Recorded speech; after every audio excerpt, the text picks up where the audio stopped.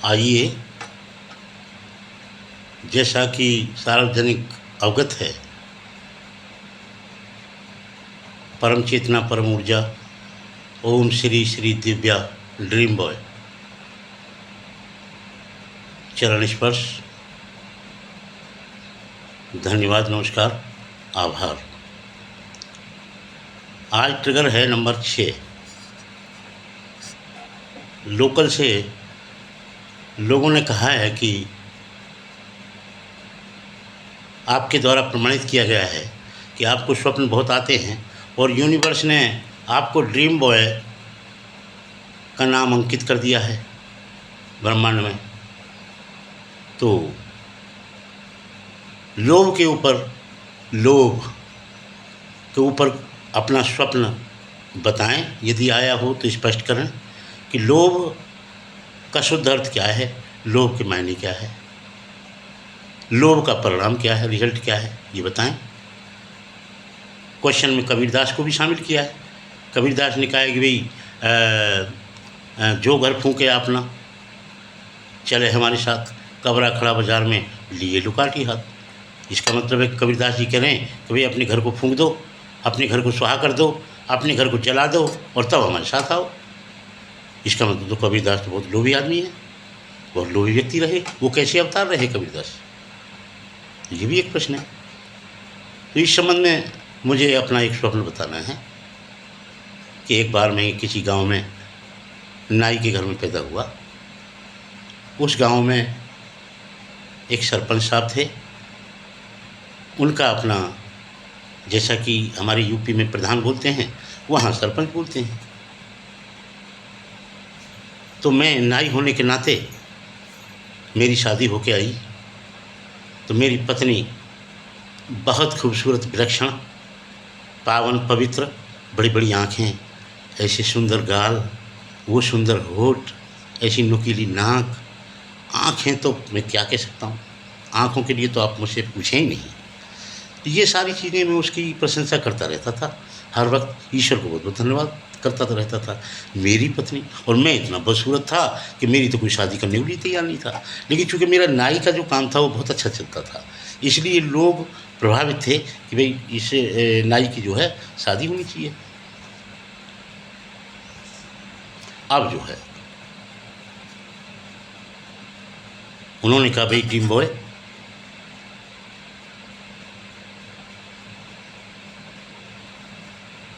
मैं अपनी पत्नी की प्रशंसा जब बार बार करता रहा, दुनिया में करता रहा, उनके नक्शे तैयार करता रहा, ये होठ के नक्शे, आँख के नक्शे और दिमाग के नक्शे, उनकी नक्शे ही नक्शे यार। 24 घंटे में अपनी पत्नी पर मोहित था। इस बात का जिक्र मैं सरपंच साहब के यहाँ करने लगा जा करके।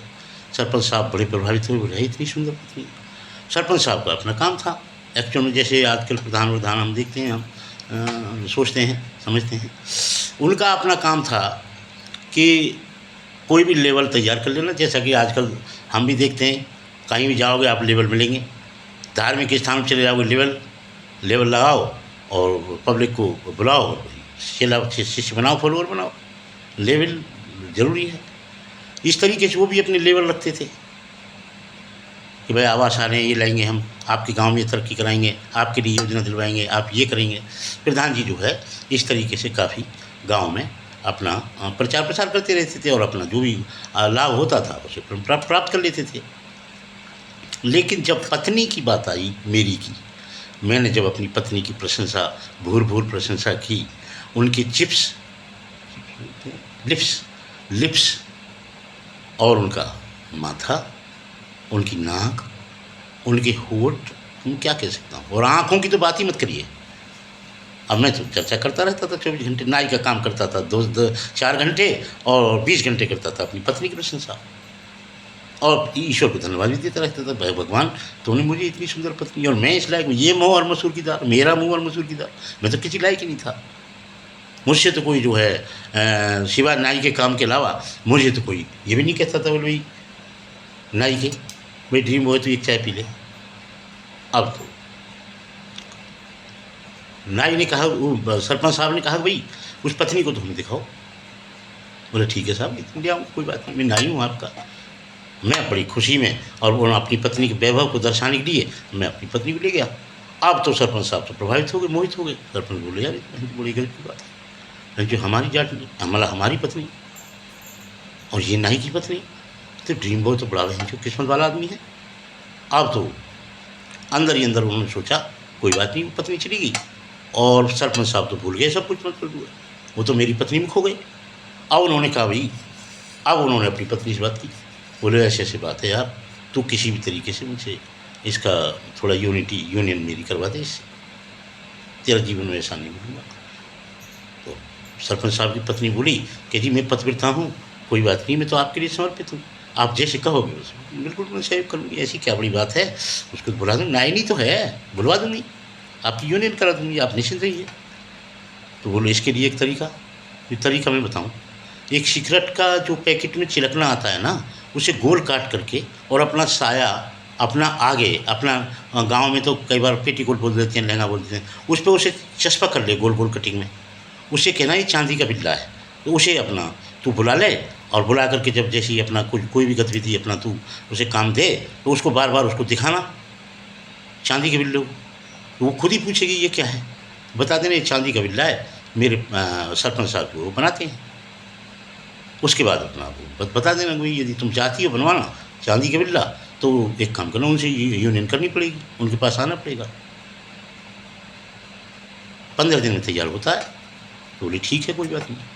अब जो है साहब मेरी पत्नी तो बड़ी मोहित हो गई, वो मतलब जो है वहाँ बुलाई बुलाई तो उन्होंने कहा मेरे सिर में डींगर देख दे, जूँ देख दे और ऐसे ऐसे बात है, नाई मैं सरपंच नहीं हूँ, तेरा बहुत फ़ायदा करूँगी। तो बोली अरे हम तो नाई हैं, कोई बात नहीं, सरपंच नहीं मैं तो आ जाऊँगी, मैं सेवक हूँ आपकी। वो आ गई, आ करके साहब उसने जो है और उसके जूँ देखने डींगर देखने शुरू कर दिए, पीढ़ा पे खुद बैठ गई, नीचे वो सरपंच नहीं बैठ गई और जूँ देखने लगी। जब जूँ देखने लगी तो बार बार उस पेटीकोट को उस लहंगा को वो बार बार ऐसे करके बार बार ऐसे करके उसे उठा रही थी और वो गिरा रही थी, उठा रही थी, मतलब मूवमेंट कर रही थी पेटीकोट का। अब नाइन के नज़र आ गए, उन्होंने कहा सरपंच जी ये क्या है, कि ये तो इसे मत पूछे, बहुत बेशकीमती चीज़ है, फिर भी तो बताओ आप मेरी सरपंच नहीं हो। बोले ये चांदी का बिल्ला है। कि ये कहाँ से आया, ये हमारे सरपंच साहब तैयार करते हैं। कि अच्छा कितने दिन में, वो कैसे कैसे मिलेगा हमको दिलवा दो। कि तो ये एक काम करना पड़ेगा, तुझे 15 दिन के लिए इनके पास आना पड़ेगा लगातार, और वो भी रात को आना पड़ेगा। कि तुम तो आ जाऊँगी, मैं पूछ लूँगी अपने घर वाले को। वो तो घर आ गई और घर आके उसने कहा मुझसे कि जी ऐसे ऐसे बात है, सरपंच साहब तो चांदी का बिल्ला जो बनाते हैं और खुद देते हैं, ये तो बहुत अच्छी बात है, चांदी मुझे कमा लूँगी इतनी। आओ तो मैं तो मुझे संशय तो हुआ कि मैं बहुत तेज था, मुझे संशय हुआ मेरा क्या मामला है, ये तो योजना कभी सरकार से आई नहीं चांदी के बिल्ला बांटने में, ये सेल्फ प्रोडक्शन तो नहीं है। कोई बात नहीं, बोले ठीक है, बोले मैं 15 दिन के लिए रात को जाऊँगी। अब मैं कहूँ कुछ तो वो नाराज़ हो जाए, और नाराज़ मैं कर नहीं सकता उनको, क्यों बड़ी सुंदर पत्नी मैं कहाँ से, मैं तो जीऊँगा भी नहीं उनके बिना। तो मैंने बड़े मरे दिल से कहा, उदास दिल से, कोई बात नहीं वो बुला नहीं, तो आप चले जाइए बनवा लीजिए चांदी का बिल्ला, तो अच्छी बात है, घर में चांदी हो जाएगी। तो वो चली गई। अब तो साहब 15 दिन लगातार रात को सरपंच साहब के पास रही। अब तो पूरा वैभव और साहब पूरी लव स्टोरी और पूरी मोहब्बत और सब बनाई। 15 दिन में उन्होंने कहा कि 16वें दिन कि सरपंच साहब ये चांदी का बिल्ला तो नहीं आया मेरे उस साई पे। बोले इसमें एक थोड़ी प्रोसेस में कमी रह गई है, ऐसा करते हैं कि अभी तुमको 1 महीने लगातार और आना पड़ेगा। तो उन्होंने कहा देखो जी मेरा तो नहीं नाराज़ हो जाएगा, और अब तो ऐसा भी हो गया है कि मुझे तो तुम्हारी इतनी बड़ी मतलब जो हो गई है कि मतलब चांदी भी चाहिए और तुम्हारे दर्शन भी चाहिए, इतनी मोहब्बत होगी मुझे तुमसे, मैं क्या कर सकती हूँ। कि तो एक तरीका बताता हूँ, मेरी अभी 15 दिन पहले लड़की की शादी हुई है, तो लड़की लानी है, और चूँकि यहाँ से 100-150 किलोमीटर है, पैदल जाना पड़े, पैदल उस समय रास्ते तो कोई होते नहीं थे। और उन्होंने मुझे बुलाया, उनका भी ऐसे ऐसे बात है नाई के, तू मेरी लड़की ले आ, दशई चलती थी और दशई पे तू जा और लड़की ले आ। अब जो है तो वो समझ गए, बोले ऐसे 15-20 दिन लाने आने में लग जाएंगे, 15-20 दिन के लिए तो नाइन मिल ही जाएगी। और 10 दिन के लिए फिर ये मांग लेगी, उससे कहती है कि 10 दिन और मुझे भेज दो, तो वो आ जाएगी। अब वो कोई बात नहीं, वो तो अपना लड़की लेने चला गया। अब इधर हुआ, क्योंकि पैदल का रास्ता था, 15 दिन में जाकर के तो पहुंचा, बेचारा थक गया। मैं 15 दिन में पहुंचा और थक गया। थोड़ा कहानी का मतलब सार समझने का प्रयास करना, जो मैं कह रहा हूँ उसकी गहराई से उसे सुनना, समझना, कहीं गलती हो जाए संशोधन कर लेना, समझने में कोई बात नहीं है। क्योंकि मेरी अपनी जो मैंने स्वप्न देखा है, मैं उसको प्रमाणित कर रहा हूँ। अब मैं तो वहाँ चलता रहा, 15 दिन में वो लड़की के पास पहुँच गया उनकी। अब वहाँ से वो लड़की आती है, रास्ते में मैं लड़की को डाला हूँ। इधर क्या होता है कि वो अपना 9 तो डेली अपना जा ही रही थी चांदी का बिल्ला बनवाने के लिए। कोई बात नहीं, सरपंच साहब ने कई पैकेट सिगरेटों में से निकाल करके और वो बिल्ला तैयार कर रखे थे, कटिंग करके कैंची से गोल गोल गोल गोल। ये तो इधर की तैयारी होगी। अब मेरी बात सुनो, जब मैं वहाँ पहुँचा और एक बेसिक टेंशन तो मुझे ये, मैं समझ ही गया कि भाई ये तुझे घर से बाहर करने के लिए एक स्कीम योजना तैयार की है और पत्नी भी तेरी साथ है। क्योंकि अब ये सरपंच साहब के पास जान लगी, सरपंच तो स्मार्ट हैं ही हैं भाई, योजना दे रहे हैं, पैसे वाले हैं, सब तरीके से वैसे भी स्मार्ट हैं। तू तो एक नाई है, नाई के साथ साथ भी तू वैसे भी, मैंने सोचा कि भाई तू बदसूरत भी है, तेरी कोई पर्सनैलिटी भी नहीं है। इधर मान लीजिए मैं पत्नी को ये कहता हूँ तू ऐसा मत करे, तो पत्नी मेरी नाराज़ हो जाएगी, मुझे छोड़ के चली जाएगी, क्या फ़ायदा। और ये इनका काम चल ही रहा है। और मैं समझ ही गया कि भाई चांदी के बिल्ले किस तरह से बनते हैं, कैसे बनते हैं। मैं जान गया, क्योंकि इस तरह की कोई योजना सरकार से जारी हुई नहीं है, तो मैं जान गया मेरी पत्नी का शोषण हो रहा है, मेरा भी हो रहा है, पक्का समझ गया। लेकिन अब करना क्या चाहिए। अब मैं लड़की लेके उनकी आ रहा था। जब लड़की सरपंच की लेके आ रहा था, तो रास्ते में जब 8-7 दिन चली लड़की, तो लड़की बेचारी हार गई, थक गई, और थक करके बुरी तरह बेहोश होकर के रास्ते में किसी वृक्ष के नीचे लड़की सो गई। मेरी ड्यूटी थी लड़की को रखाना, आराम भी करना और लड़की को रखाना भी। मेरे दिमाग में एक योजना तैयार हुई। लड़की जेवर गहने पहन के आई हुई थी ससुराल से, मैंने सहज सहज करके बेहोश थी और सारे गहने और जेवर उतार लिए। उतार के मैंने अपने बैग में डाल लिए, मतलब जेब में डाल लिया, अपने कपड़ों में छिपा लिए मैंने। अब लड़की उठी, लड़की देखी उन्होंने नाई के ड्रीम बॉय कि हाँ लाली, कि देखना मेरी तो सारी चीज़ें कहाँ चली गई। तो मैंने की तो लाली कोई बात नहीं, मैं इधर उधर चला गया था कि ऐसा तो नहीं कोई चोर ले गया हो, अब कैसे करें। कि तो हाँ अब तू रो मत। अब वो तो लड़की रोने बोली, मेरी सास ससुर देवर जेठ तो मुझे जीने नहीं देंगे, मार देंगे। इतना 1.5-2 किलो सोना मैंने लटका के आई हूँ, पहन के आई हूँ। अब तो सवाल ये आ गया, तो मैंने कहा बेटी वो लाली तू रोवे मत, तू चिंता क्यों करती है, मैं तांत्रिक क्रिया जानता हूँ, उससे मैं तेरे को तुरंत तेरी सारी चीज़ें बना दूंगा। तो उसने कहा वो कैसे नहीं के, कि बस वो पति पत्नी जैसा रोल करना होता है उसमें, तांत्रिक क्रिया में वो मैं करूँगा। और समझिए कि एक एक्टिविटी में एक चीज़ निकाल दूंगा, प्रोसेस का अपना तांत्रिक क्रिया का। तो हम आप समझते हैं तांत्रिक क्रिया का एक प्रोसेस ये भी होता है कि भाई नग्न स्थिति करके हम पूजा पाठ बहुत से आज धरती पे करते हैं, जो नालायक के मूर्ख हैं, बदमाश हैं, इस तरीके से लोग करते हैं। तो मैंने कहा अरे तांत्रिक क्रिया में जानता हूँ। तो वो बोली ठीक है, आओ वो पति पत्नी वाला रोल हमने किया। और एक चीज़ जब मैं मूवमेंट करूँ तब एक चीज़ निकाल के दे दो, ले डाली। अब चलो उसको तो विश्वास हो गया, बोले ये तो बहुत बढ़िया, तू करे जा आराम से, लेकिन मेरी चीज़ सारी दे दे। अब मैंने सारी चीज़ निकाल के दे दी, सारी चीज़ इधर मैं अपना जो मेरा कंपटीशन था वो भी मैंने अपना कर दिया, करके मैंने उसको। अब वहाँ से हम आ गए तो बड़ी खुशी थी लड़की, अगर मेरी चीज़ को भी मिल गई तो फिल्म हो गया।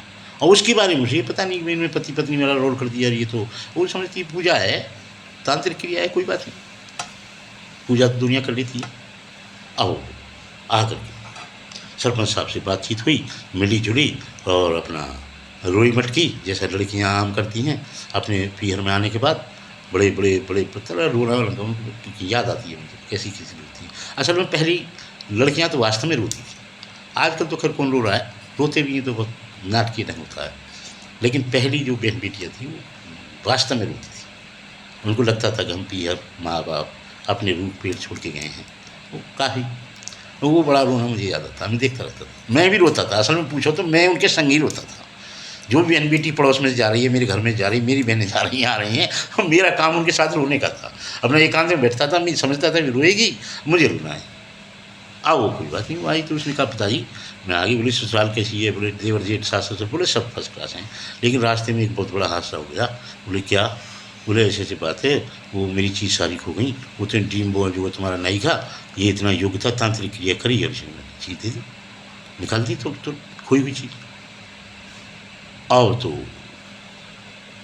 सरपंच साहब बोले भाई तो चलो हो गया। उसने पूरा प्रोसेस पूछ लिया, उसने प्रोसेस भी बता दिया लड़की को। उसे तो बेचारी को कोई कपट नहीं था लड़की को। उसने कहा पापा ये तो मतलब जो है तांत्रिक क्रिया थी, तो ये तो चलती है, लेकिन ये सबसे बड़ी खुशी की बात है कि मेरी चीज़ें सारी दे दी। अब तो सरपंच समझ गया, बोले इसने तो बहनचोद, तेने तो नाइन को जो है दुरुपयोग किया, और इसने तो तेरी लड़की का ही दुरुपयोग कर दिया वैसे नाई ने। अब इस बात को ओपन कह कैसे?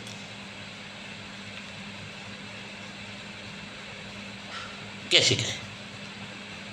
इधर क्या हुआ, वो लड़की नायिके की उस तांत्रिक क्रिया से मोहित हो गई। बोले इस तरीके से तो ये बहुत सोना चांदी पैदा कर देगा, बहुत बना देगा मेरे लिए ज़िंदगी में। अब तो उसकी यादें आने लगी उसको। लेकिन मोहब्बत का एक वसूल है कि वो गोपनीय रहती है। हमने राधा कृष्ण की भी देखी, गोपनीय रखो, गोपियों की बेचारी रखी, वो भी उधम से दिन क्या क्या कह रही हैं, लेकिन वो ओपनिंग नहीं होती है मोहब्बत में। मैंने जहाँ तक ख्याल किया है, देखा है, अधिकांश जीवन में आजकल भी यही चल रहा है। यदि होती है तो वो पहले ऐसी होती है, जैसे मान लो समधी के साथ भाग गई, सास के साथ वो भाग गया दामाद। यदि इस तरह की ओपनिंग हो तो अपराध है, मैं तो अपराध कहूँ, मोहब्बत नहीं कह सकता इसको। लेकिन मोहब्बत हमेशा उसकी एक क्वालिटी है कि वो अंदर रहती है, मतलब गोपनीय है। तो उनका उसका एक ही वसूल है, मैंने पहले ही उसमें सुनाया था कि वायदे पर वो एतबार नहीं करते, और हम अपनी मोहब्बत को सरे बाजार नहीं करते। लेकिन उनसे डरते भी हैं, उनकी नाराज़गी से कहीं ऐसा ना हो वो सोचते हैं कि हम उन्हें प्यार नहीं करते। अब तो इधर नाइन की और सरपंच साहब की, दोनों का प्रेम प्रसंग चल रहा था।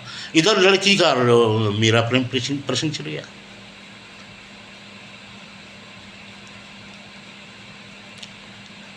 अब तो जो है बड़ा दिलचस्प स्वप्न होने लगा।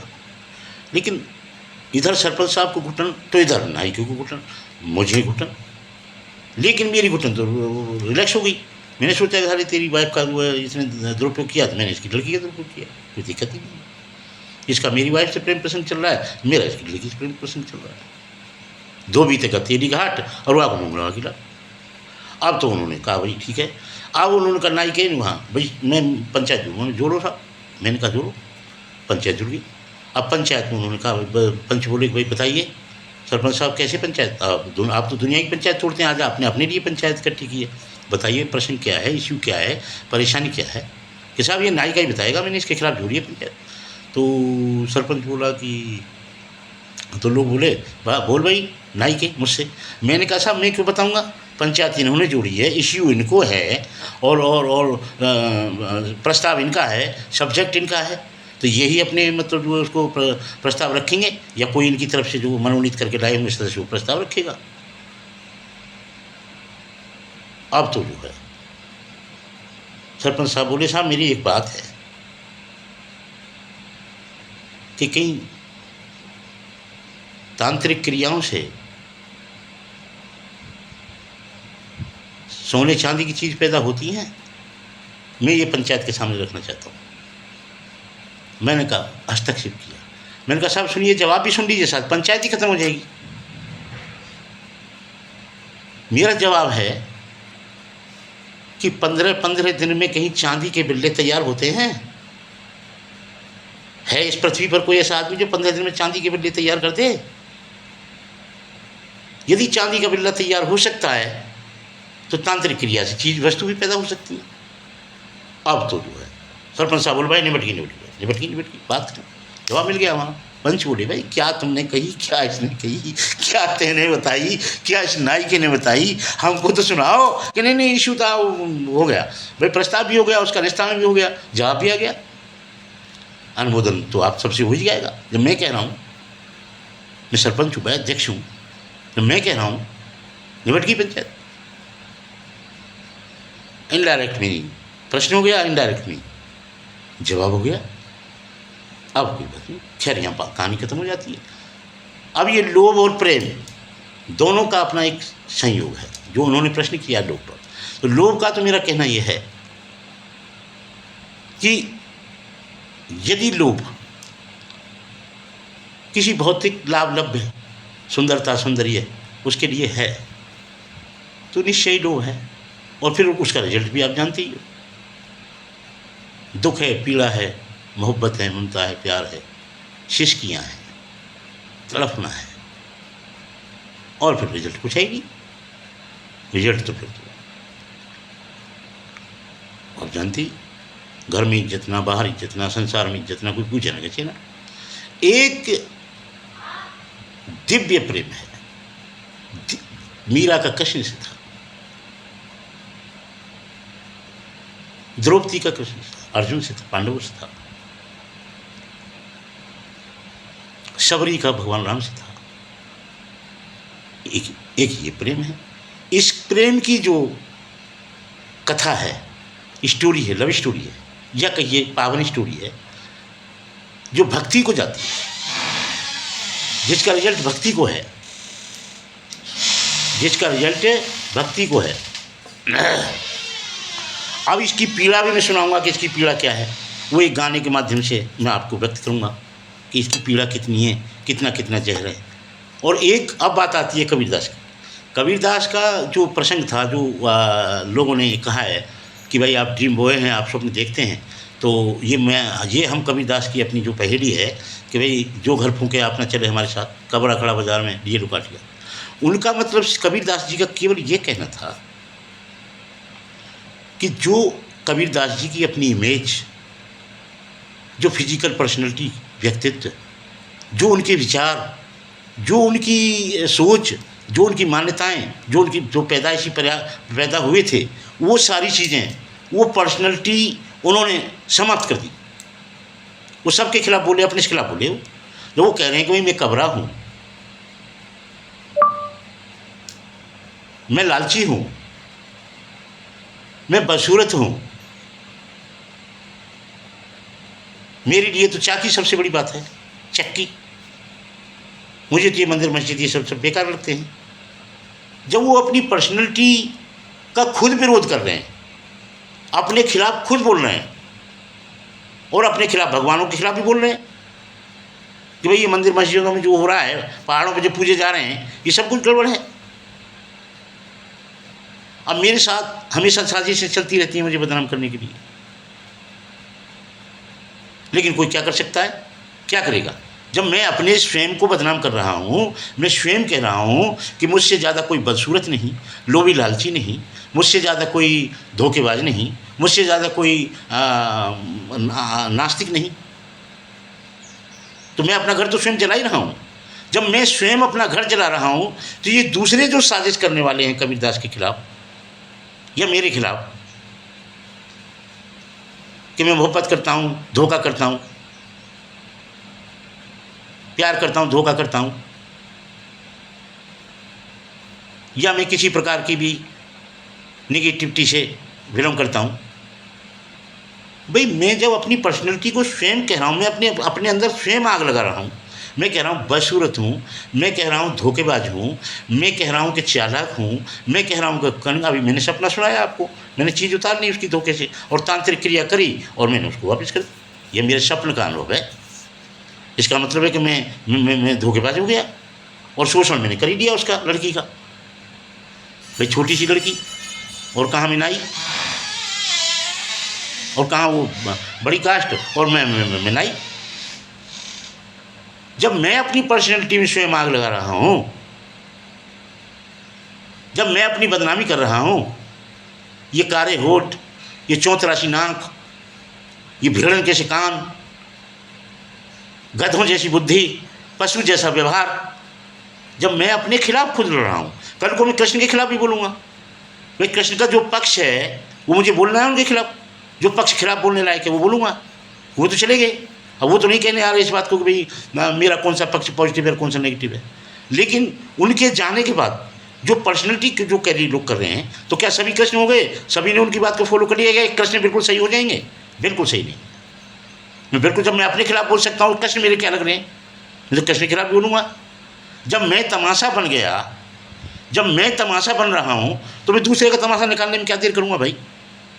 अब सवाल साजिश का आता है, हम लोगों की मानसिकता का, दुर्बुद्धि का आता है कि हम, राम ने सीता को पीछे पीछे उनके धोबी रहता था और सीता पर आरोप लगाया और उसको निकलवा दिया।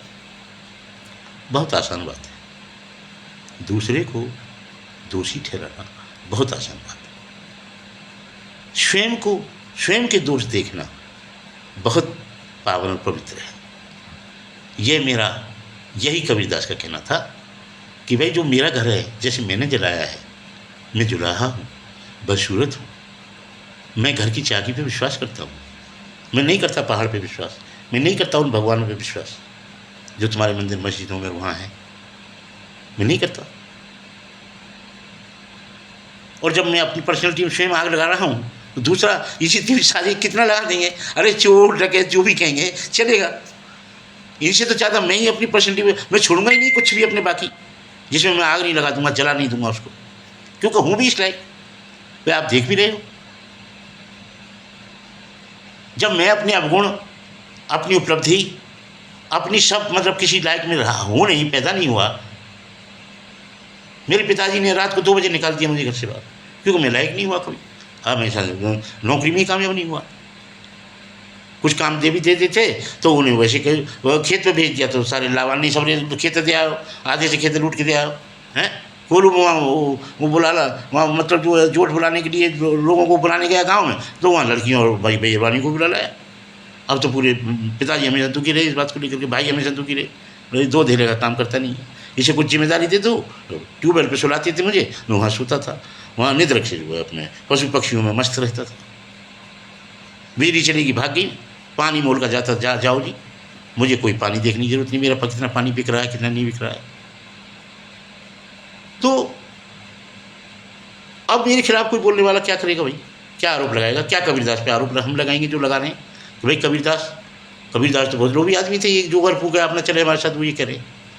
नहीं, उनका, कबीरदास जी का सेंस ये नहीं है। कबीरदास जी ने सिर्फ ये कहा है कि जो अपना घर, माने हम स्वयं का जो घर बना के लाए हैं, पर्सनैलिटी जो कैरी करके लाए हैं, जो विचार संस्कृति, जो भगवान, जो भी धार्मिकता इन तथा कथित चीज़ों में हम उलझे हुए हैं, उन सभी को आग लगानी है हमें, सारे संस्कारों को हमें आग लगा देनी है, क्योंकि वो उनका अपना कोई सार्थक रिजल्ट ही नहीं है। वो घर की चाकी में रिजल्ट देख रहे हैं। कृष्ण ने कहा भाई गोबर से, गाय गोबर देती है, गोबर को हम मतलब जो है उससे हम लाभ प्राप्त करते हैं, रोटी बनवाते हैं, सारा कुछ करते हैं, दूध देती है गाय, तो हम तो इसको धर्म मानेंगे। ये तो कृष्ण ने स्वयं मतलब जो राम के खिलाफ होकर के बोला,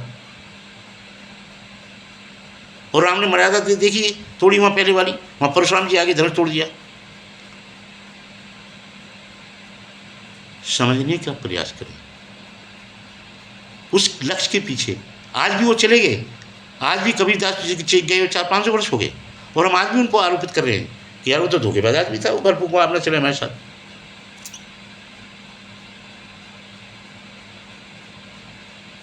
कबीरदास अपनी पत्नी तक को सौंप आए एक सेठ के पास, वो प्रभावित था उनसे, उधार आता था, बहुत सुंदर खूबसूरत पत्नी रही होगी, प्रमाणित रही होगी, जो ऐसे लोगों से संबंधित है, टच है, विरल रिश्ता है, तो निश्चय निरालापन तो आ ही जाता है। वो ले गए उनको। अब जब देखा कबीरदास स्वयं लाए अपनी पत्नी को, अब तो पसीना दे गया बढ़िया, बोला यार ये कैसा आदमी, बोला आदमी नहीं है ये, तो कुछ और ही हो सकता है। तो भाइयों, मेरा कहना सिर्फ यही है कि हमेशा कभी भी उन पर्सनैलिटीज पर आरोप करने से पहले हम देख लें, हम निश्चय आरोप लगाइए, कोई दिक्कत नहीं, उनका कुछ नहीं बिगड़ता है। भाई जो है कसौटी साफ कहती है कि पीतल है कि सोना है। प्रेम साफ कहता है मिट्टी है कि रोना है।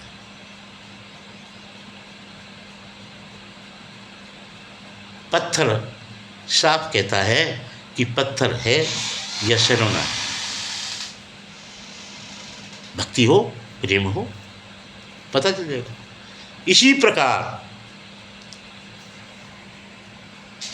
अब मैं आपको जो हम लोभ करते हैं, जो हमने किया, उस संबंध में अब इधर जो मेरी नाइन के सरपंच साहब की जो प्रेम स्टोरी लव स्टोरी चलती रही और लड़की की उसकी चल रही, सिर्फ इस लोभ में कि वो नाइन इस लोभ में थी बहुत चीज़ वस्तु मिलेंगी और प्यार तो हो ही जाता है भाई। जब कोई जब आप रहते हो पास आस पास और लटके झटके की बातें होती हैं तो गधा से प्यार हो जाता है। ये तो आपस में दोनों इंसान थे, ये तो हमको ही नहीं हुआ किसी से, मतलब हमसे नहीं हुआ किसी को, हमने दुनिया से किया, हमसे किसी को नहीं हुआ, क्योंकि हमारे पास ना तो सोना ना चांदी ना कोई लेना नहीं थी ना। अकल शकल भी परमात्मा ने इतनी बढ़िया बना दी कि कोई प्रभावित ही नहीं हुआ। किसी ने झूठ बोला, अपने चार काम हमसे ले लिए, अब काई ने गोबर डलवाया, किसी ने कंडे पथवाए, किसी ने रस खाया, किसी ने गन्ने मंगवाए, किसी ने आटा मुझसे ले लिया। ठीक है, मैं समझता था मोहब्बत यार चलता है, लेकिन जब वो निबट गई बात, जाओ जी अपने घर जाओ। हमारे यहाँ रामलीला रोषवांग तमाशे होते थे, हम देखते थे पहले। 1 भी रुपया किसी ने दिया तो वो गायकार जो है गाता था, साड़ी धोती में पहन करके बहुत अच्छे से, बहुत सुंदर होता था। जो अच्छे अच्छे कलाकार सुंदर वो लिए जाते थे और उनके भी होठ है और उनकी नाक आँख बड़े सुंदर, ऐसा लगता ही नहीं था कि ये स्त्री नहीं है। मतलब फेमिनाइन तो आकर्षण का विषय है, मस्कुलाइन का। तो वो कहती थी कि भाई मेरे बलमा ने दिए रुपये, 1 रुपया देती थी तो वो कहता था बलमा। वो लेडी डांसर में जो बनता था वो कलाकार कहता था बलमा, इससे नीचे उपाधि नहीं देता था। मेरे बलमा ने दिए रुपया, बार बार बल जाऊं और तुम तो बलमा चलो ईख में, मैं दूध को बेल लाऊं। कितना गजब हो जाता था और बहन जो हम मटक नहीं लगते थे। लेकिन कभी ईख में बैठ भी गए धोखे से, 4-5 बीघा खेत हुआ करता था, हरीक का खेत। हमको तो साला दूध का बेल आज तक कोई लाया ही नहीं। अब लेकिन जब उसने गाया है तो निश्चय ही कहीं ना कहीं से प्रमाणित बात तो रही होगी। पहले ईख ज़्यादा होती, खेती ज़्यादा होती थी।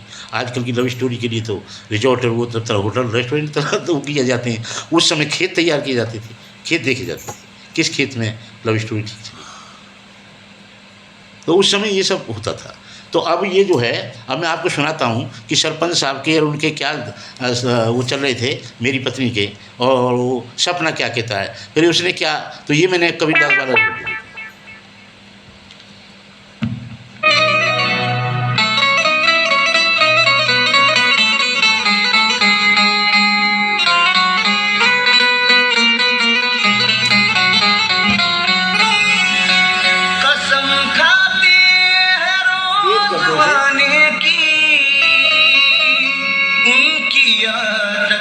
रूठ जाने की, कसम खाते हैं रोज आने की, उनकी आदत है रूठ जाने की। दिल ही क्या जहां से हाथ धो बैठे, ये सजा पाई दिल लगाने की।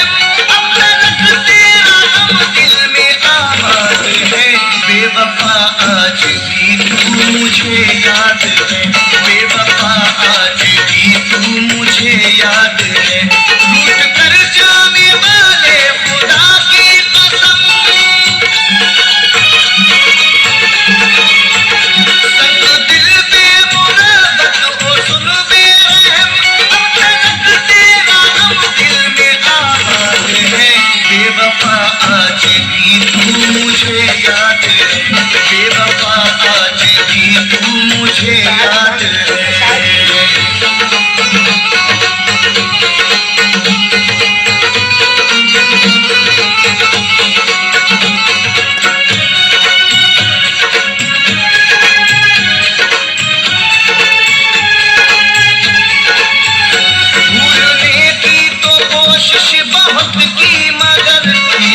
ने तेरी जख्मी किया है जिगर। भूलने की तो कोशिश बहुत की मगर याद ने तेरी जख्मी किया है जिगर। हर घड़ी बस तेरा नाम जपता है दिल, तेरी चाहत में तड़पे कभी आके दिल। रात दिन रब से करता ये फरियाद है, रात दिन रब से करता ये फरियाद है। बेवफा आज भी तू मुझे याद है, बेवफा आज भी तू मुझे याद है।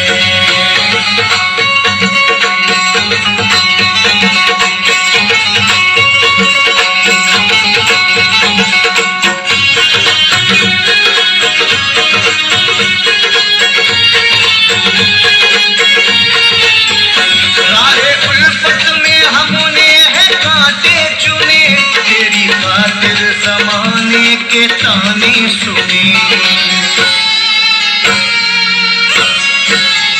राहे उल्फत में हमने है कांटे चुने, तेरी खातिर ज़माने के ताने सुने। बेवफा रास आई न तुझको वफा, छोड़ कर दिल सितमगर हुआ तू जुदा। रंज गम से मेरा दिल ये नाशाद है, रंज गम से मेरा दिल ये नाशाद है। बेवफा आज भी तू मुझे याद है, बेवफा आज भी तू मुझे याद है।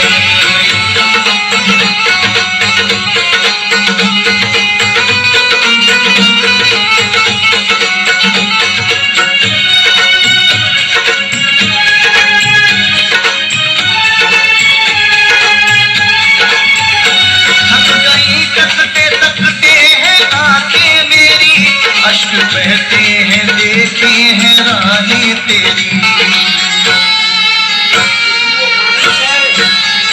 थक गई तकते तकते हैं आंखें मेरी। अश्क बहते हैं देखे हैं राहें तेरी, टूट कर बिखरे अरमां लुटी जिंदगी। मेरी किस्मत में गम तूने पाई खुशी, मैं हूँ गमगीन तू गम से आजाद है। मैं हूँ गमगीन तू गम से आजाद है। बेवफा आज भी तू मुझे याद है, बेवफा आज भी तू मुझे याद है।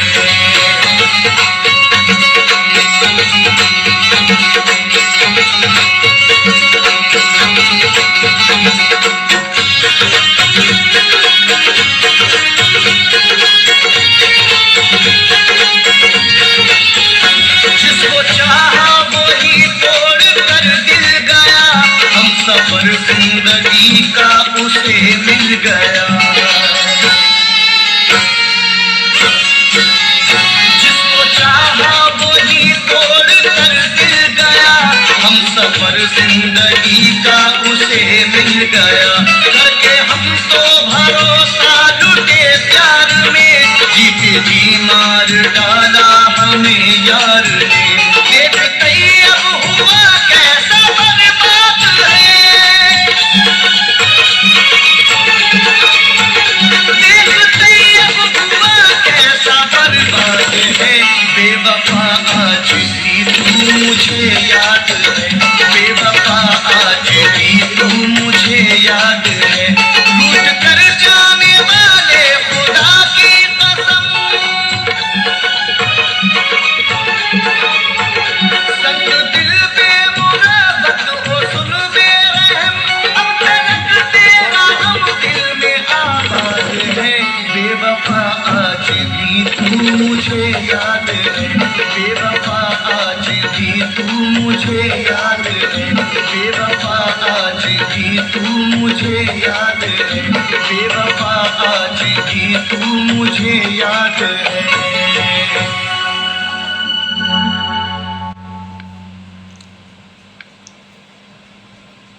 दोबारा लगा रहे हैं।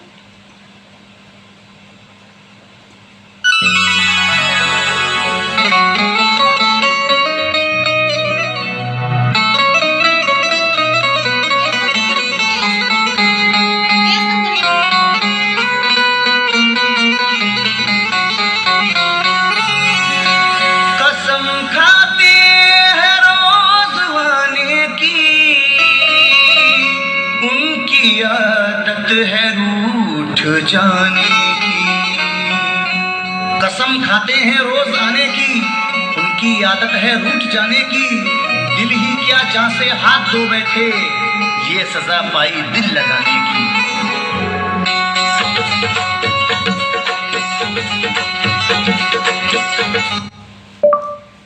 तो यह हो गया सामान्य प्रेम। सामान्य प्रेम का परिणाम यह है। हाँ बिल्कुल, जब आप बिना किसी अतिरिक्त फॉर्मेटिंग जैसे बोल्ड, इटैलिक या कलर के टेक्स्ट को स्क्रीन। इसी के साथ मैं अपनी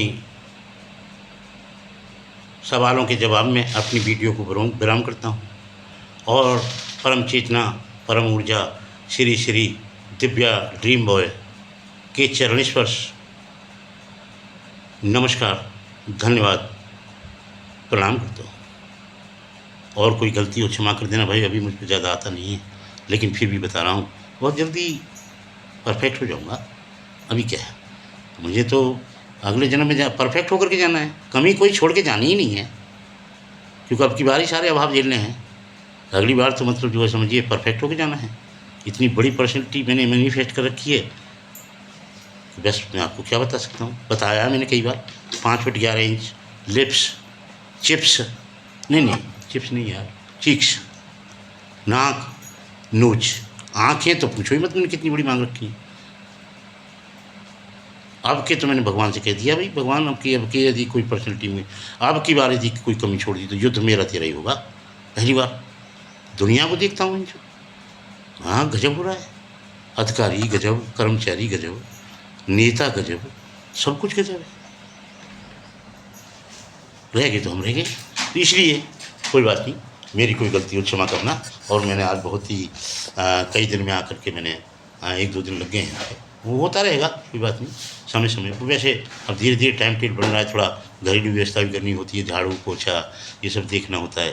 और जब कोई रोटी देगा घर में तो ये रखवाली भी करवाएगा, सीधी सी बात, कर्म है, करना ही पड़ेगा। तो इसके साथ साथ मैं इसी के साथ अपनी बात को विराम देता हूँ और सभी ऑनलाइन अभी पब्लिक पंचायत उसको मीडिया फैमिली को चरण स्पर्श नमस्कार।